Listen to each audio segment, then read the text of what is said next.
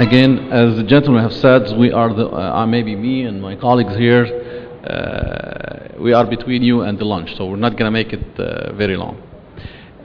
Obviously, the idea of awareness and having the media here is definitely a good start. But I highly appreciate your suggestions, and we also committed to follow up on it.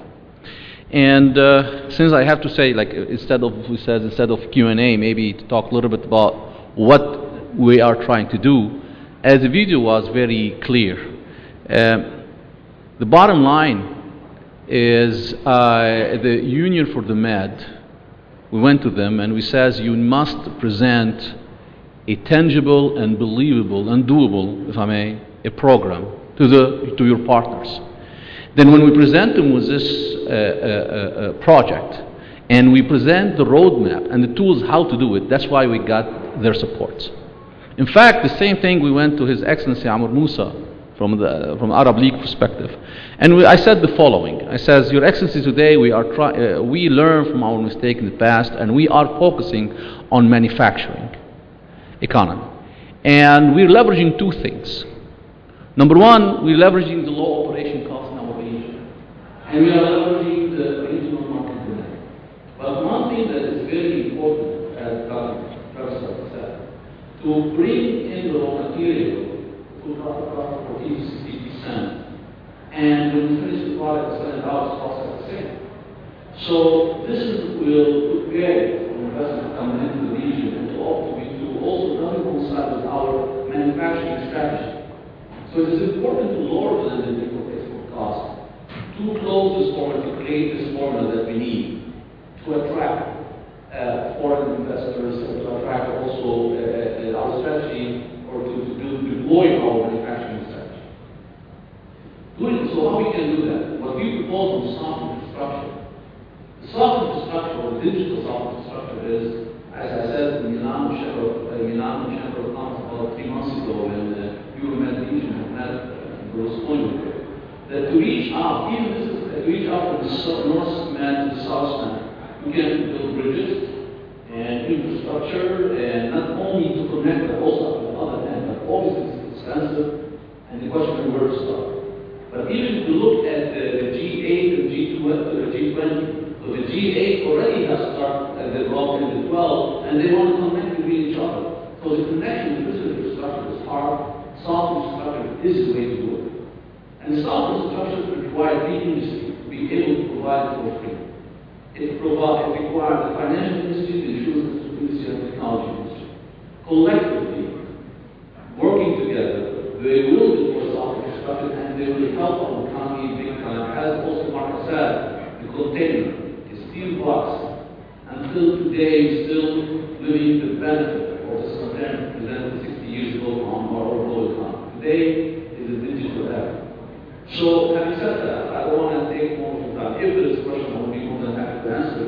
But I also agree that as I believe the gentleman here on the first row says, the job of the media not only to critique, but also to shed the light on the solution and to analyze what can be the solution. So this is an invitation also to the media to do that. And I also appreciate this invitation and we definitely are moving. I have one before we get the question. Mr. Captain, about your initiative, the way I see it, if you go to the international organization like IMF, like OECD, like IFC, even you mentioned Abu Musa as the Secretary General of the IFC, it's easy for them to understand your project, it's easy for them to understand the initiatives, because they can see the global picture of how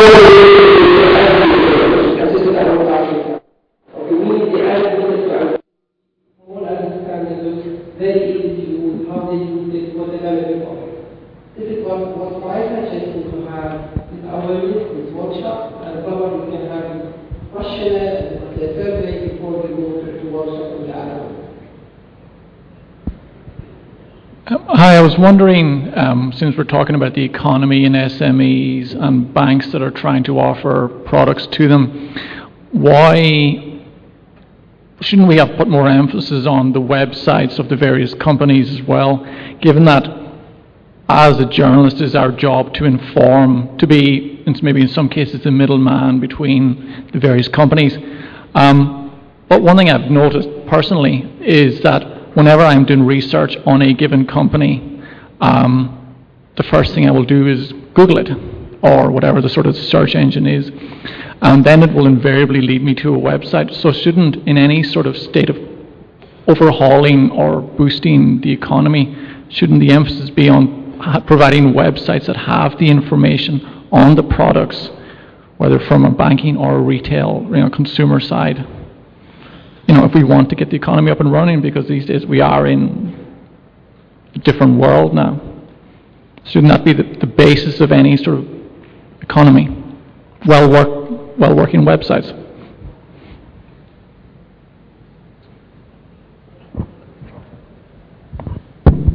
I'm going to rephrase the question because the speakers, they are facing this way and it's not very clear. So please correct me if I'm wrong. So the bottom line, what you're saying is when we talk about SMEs, and in the MEA region, the majority of businesses are SMEs, and there is a lot of focus on that category, is how we can build information and about these SMEs and how so they can connect with their potential partners and they can get trade finance and they can get, in essence, integrated between each other and with the world. So you're saying how we can achieve this provide this information about those SMEs, so in order to obtain these benefits, right? Whatever the benefits are. What I'm in effect saying is that a company's website, doesn't matter whether it's a bank or any company, is the electronic shop window, and that's how people will view your goods in the first instance if they have access to the internet, and I think a lot of people do. So shouldn't the emphasis be on, if we want to boost trade, that people will go there and go, they've got good products, I can, in plain English or plain Arabic, excuse me. I understand.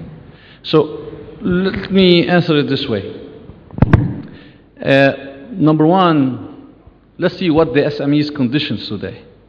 The SMEs is one, if I may, a vertical entity in a global supply chain that he is either selling or buying a product. Okay. So this SME is number one, you have to provide them a technology so to integrate in this supply chain pipeline. We do that at no cost. So that's number one, technology, access to technology at no cost. Number two, so we need to validate the SME's businesses. In essence, when SMEs go to a bank, says he want to ask for trade finance. So number one, we need to help him to submit for the requirement, to meet the requirements. How is that? So if you're selling books from Lebanon to the world, and you're asking to finance those, your papers that you need to buy and sell. So providing transparency that yes, there is an order for you to produce those books. And yes, there is this A and Z paper warehouse that usually sell you these papers since 10 years ago, and you are receiving these papers and you're producing those books.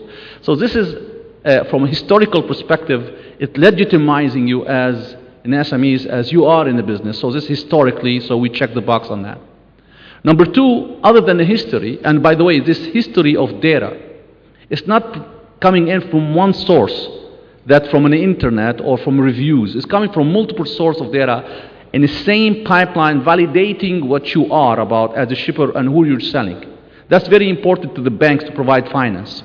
Now, and this is also important for central bank when they get involved. Transparency of information and that particular SMEs is legitimate in the business. That's number one. Number two, also when you start moving the products, it's important to see transparency of where the shipment is going, who's loaded it, and which carrier is carrying it, and where it gets to what final destination. These kind of transparency is important for the banks, and important for who's supporting the banks, like central bank, in order to push, to support the SMEs and so forth and so on.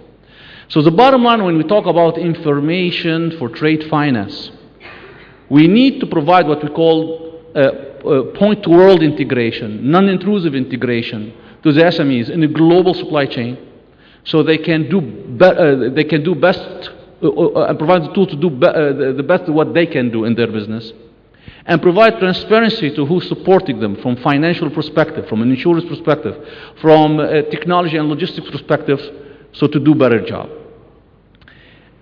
We've been successful. Now, let me add even something on top of that.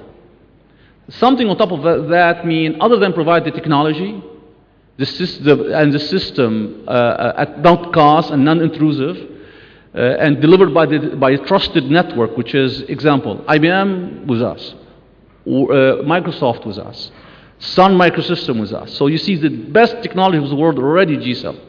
So in essence, those companies will deliver this network, this technology to the SMEs. Now, on top of that, we went to the North Med countries, and we proven to them that it's important to buy from the southern Mediterranean countries in order to building their buying power, so they create loyal trade within the region. So if when this SME is committed and reach operation excellence, so he will also attract contracts and people to buy, which is a market to buy from him. So all of these benefits put together, I believe it's definitely a strong start. And as far as the information goes, we go beyond, like what Google's and or so. We are providing, again, the technology, the information, transparency, and even the customers. Please. Omni, I just wanted to thank, and again, go back to Wissam's suggestion, which is a great one, really. Okay. Do invite representatives of chambers of commerce. This is extremely important. Those are the first people to buy in. Chambers of commerce. Yeah, Chamber of Commerce. Public, as mentioned, Dr. Mark, private-public partnership initiative. Yes. So I like what you just said, sir, because in Indonesia also GCEL member, and in Indonesia we did the awareness event with two entities, Central Bank and Kadin, the Chamber of Commerce of Indonesia. So yes, I confirm with you, there were both of them together as our strategical partner in presenting this initiative to Indonesia. So I definitely confirm.